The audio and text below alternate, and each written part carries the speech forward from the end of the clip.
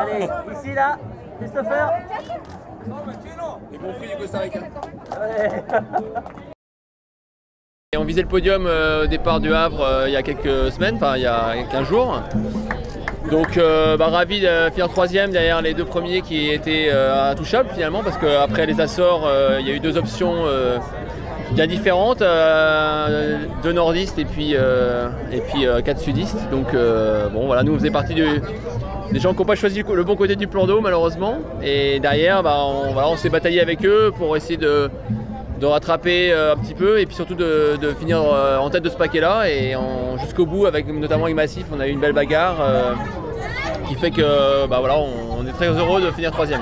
Nous on a eu un départ un peu compliqué, on n'imaginait pas ce scénario là sur la ligne de départ avec le Gennaker qui tombe sur son câble, en sortant du port du Havre on a un problème de moteur, une fuite d'huile, enfin bon voilà, on se dit mais c'est pas possible, c'est le chat noir pour partir. Et puis donc du coup on part quand même dernier à la première marque.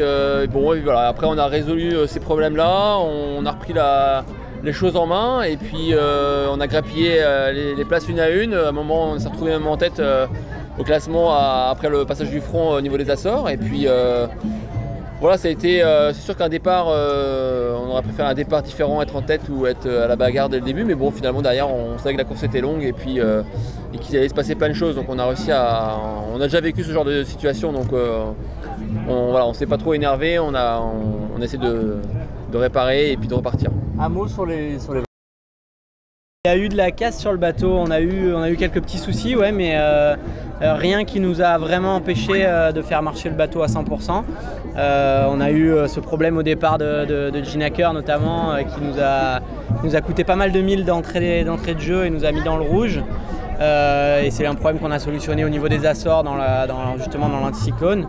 Et puis après on a eu notre lot de problèmes techniques, mais je pense un peu comme tout le monde. À chaque fois on a travaillé en collaboration avec l'équipe technique pour résoudre les problèmes les uns après les autres.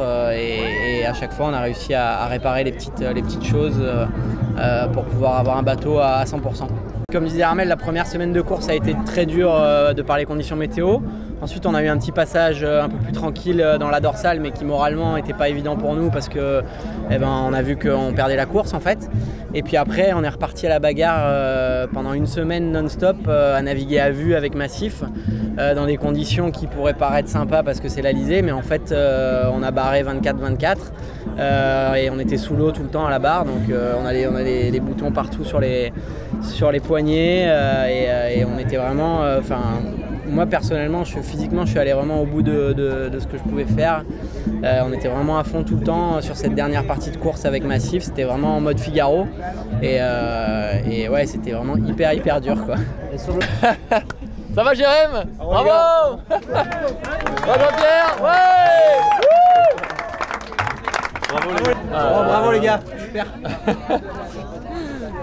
Ça a piqué un peu moralement aux Açores.